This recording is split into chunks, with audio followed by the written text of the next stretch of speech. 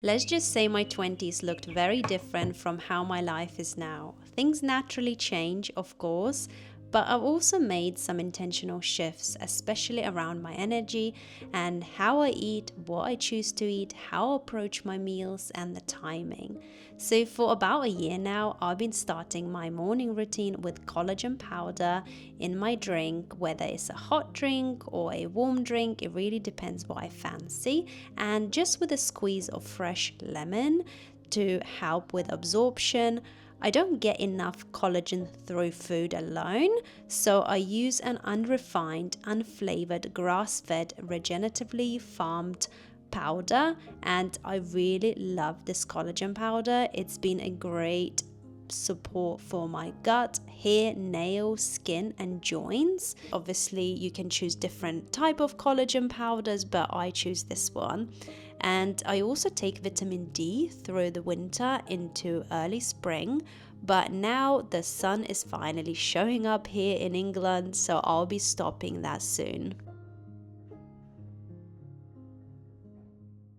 When I was in my 20s, I absolutely loved lattes and coffees, and maybe you can relate to this as well. And even if you are in your 20s or 30s or 40s or whatever age, and you might be still drinking coffee and you absolutely love, then I completely understand, because it is addictive, first of all, and more you drink, more you need, more you want. It's a dopamine. So, of course, you want more of it. So, I used to love the aroma, the flavor, and even till this day, I really do. But I do not like what it does to my body, and hence why I completely eliminated coffee. Even if it's decaf coffee, I eliminated from my lifestyle, I guess, and I no longer drink that, because I do my best now to be intentional and conscious what I put in my body. So even if it comes down to a simple thing like a drink, you may think it's innocent, but it's not. It really matters what you put in your body, even what type of water you put in your body, the quality of the water. So when it comes down to different type of drinks, especially when you get from outside, there is so much ingredients go in there, and there are so many flavors and lots of preservatives and just lots of lab made things that go in there. It's not whole, it's not natural, and it's not truly good for us.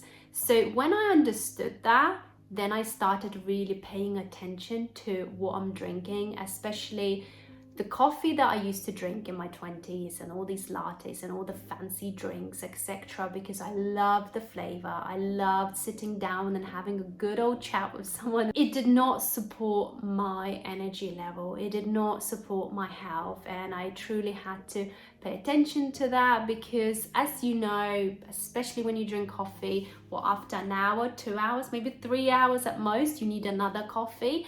Do you not question that? Why does that happen? So if you're not, maybe think about it, especially if your energy throughout the day is like a roller coaster, then do question that, because that's what I did, and I no longer rely on that. I don't rely on anything to give me energy other than good food, just overall what I'm putting in my body movement, and of course mindset. Who am I surrounding with, what conversations I'm having, and how many tasks a day I do or I don't do. That's where my energy comes from. It did take me a while to learn, but I think it's worth it, especially if you are in your 20s, let's say your mid 20s, and your mindset is roller coaster, your energy is roller coaster, then you should start questioning, what do you do right now that it could be affecting you? And it could be something so small that you wouldn't even think of. You may laugh at what I'm even saying, that is such a simple thing, like a fluid can affect your energy, but it can. So I highly recommend looking into it, and hence why I'm doing this video, because I've learned a hard way, and if you can take advice from me, then do it. And even if you are in your 30s or your 40s or your 50s, regardless what age, looking into how you start your day and what you start pouring into your digestive system, it does matter more than what you think. I used to be someone who ate the standard 3 meals a day with snacks in between, but my eating habits are quite different now and I wouldn't go back. I've noticed such a big change in how I feel mentally, physically throughout the day, as well as how I look on the outside. So these days I eat 2 meals a day, and my first one usually starts around 11 or a little later. I try to keep it consistent, though of course there are times I slip up, holidays, busy days, or certain phases of my cycle when I wake up hungrier. But overall, I stick to this routine.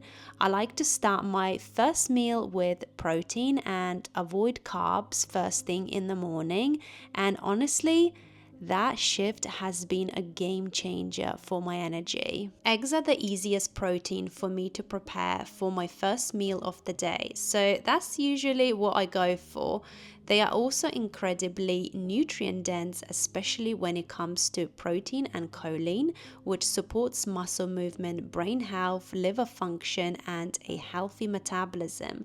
If I already have some salad or vegetables in the fridge, I just plate them up with eggs, like this cucumber and chicken salad I made the other day and is so yummy. It's my favorite. It means I don't have to spend a lot of time preparing food or overthinking what to eat, because that usually leads to grabbing something quick and convenient, and not always the best choice for keeping my energy steady throughout the day. So when I was in my 20s, I really struggled with digestive system. I used to have bloated stomach, acid reflux, and I used to struggle to eliminate as well. So of course, I never paid attention to what I ate. I was kind of ignorant to my own health, like many people are. And you might be yourself. You know, if you're watching this video, you might be feeling like you don't really pay attention to what you eat, or maybe you do know, but you're ignoring because sometimes it's very hard to resist to, let's say, bad foods, or resist not buying something from outside that is ready meal, you know, instead of cooking something at home from scratch from whole food. And I completely understand, because that's how I was. And now eating whole food and eating the way I'm eating and how often, and being mindful and intentional how and what I eat, I do feel much better. I don't feel so sluggish. I don't feel sleepy after the meal, and I don't feel bloated. I don't walk around with a bloated stomach all the time, because that's not normal. If you feel like that is not normal. And I know some people are out there, they can eat just fake food, lots of preservatives in there, lab made, lots of flavoring, ready meals, etc. And they okay, they say, I'm absolutely fine, I've got full of energy. Well, the truth is, eventually it will catch up with you. Even though you are one of those people, or you may know someone, it will catch up with you, because there will be eventually inflammation. What do you expect if you're eating something that we actually humans not meant to eat? We meant to eat what's already provided for us, and then we cook that. So whole food that our beautiful planet Earth have provided for us, not something that loads of people sitting and curating the flavors and how to attract more buyers and etc. by just boosting the taste buds, let's say. So that's not natural. And I know there is loads and loads of food that you can buy right now, and you have to be so careful. And unfortunately, we can't even trust the companies that produce the food, because there's lots of rubbish in it. So that's why I think it's so important to pay attention. If your gut is not okay, your energy will depend on that. It's because our gut is like our second brain, and it communicates with our brain. They liaise. So it's important to look after your gut, because you don't want to start having an inflamed gut, which then will lead to some sort of disease, or you will develop some sort of disease. it may not do that now, but it could take a few years, it could take 5 years, it could take 10 years, or even 20 years. So whatever you do today, however you lead your day to day, how you eat, specifically talking about food, and how you prepare your food and what ingredients you use, it does matter so much. And this is what I learned in my 30s. That is so important, what you eat and how you eat. Ideally, I like to always have some kind of homemade pudding prepared in advance, so I'm not tempted to buy something from outside. Making it at home with carefully chosen ingredients is always the best option for supporting my health. Depending on how I feel or what I'm doing that day, I might really crave something sweet. So after my meal, I usually have one pudding, but lately I've been trying to break that daily habit and reduce it to having a pudding every third day. I do my best to stay away from processed sugar, and I've noticed such a difference in my health, especially in my energy levels and my skin. Of course, I'm only human, so sometimes I slip up and indulge in sugary dessert from outside. And I'm not being biased, well, I am maybe being biased, but my crumble for me is the best. I just love it. It's so simple.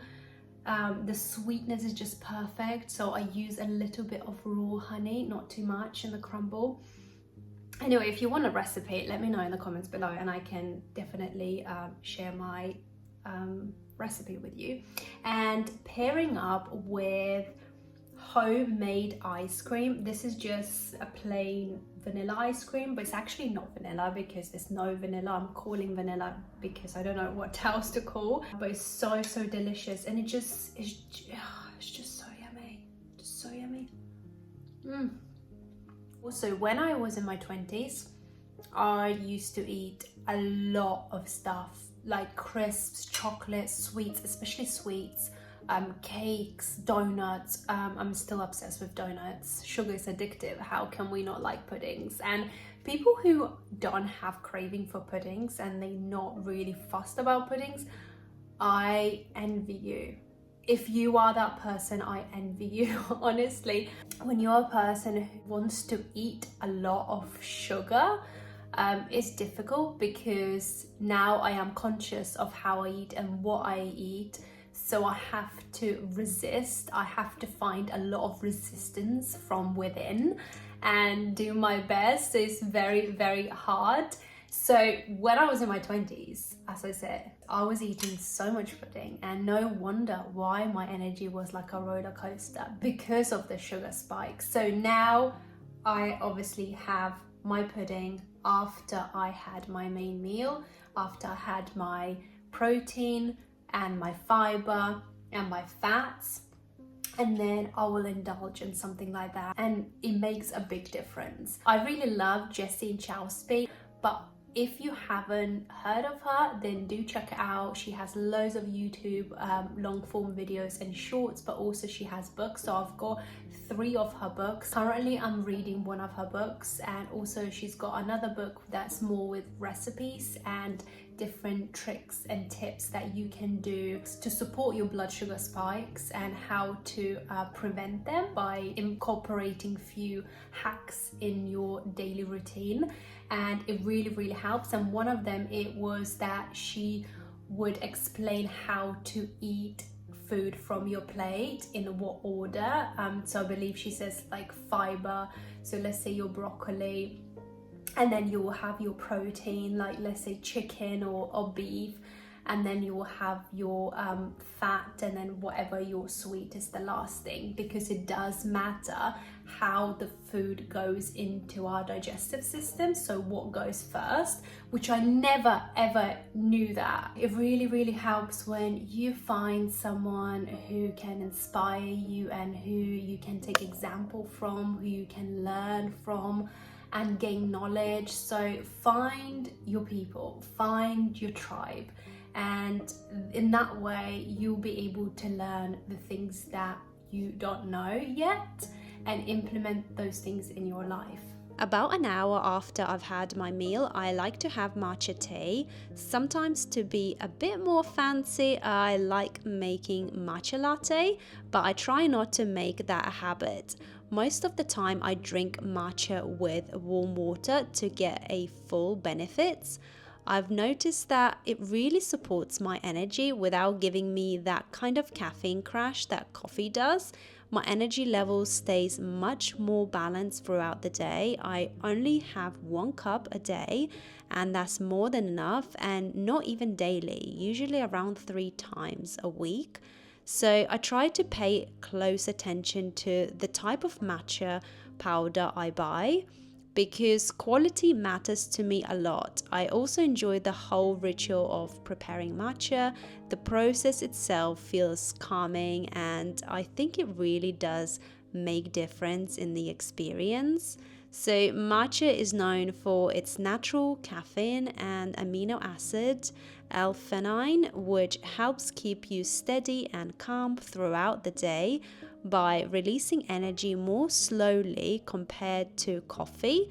However, if you have a low iron levels, it's best to do your own research before consuming it daily. My second meal of the day, which is also my last meal of the day, is usually around 6 p.m. Sometimes it ends up being later, but I always try to eat at least 3 hours before going to bed.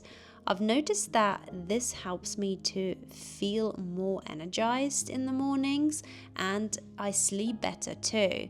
So for dinners, I make sure to include plenty of protein. Most of the time, I already have food prepared, so I just need to warm it up, which makes life so much easier and also makes everything so much easier in the way that you can eat healthy food as well. On the days when nothing is ready, I put together something simple that's high in fiber and protein. Sometimes I include carbohydrates as well, but lately I've been focusing on reducing them.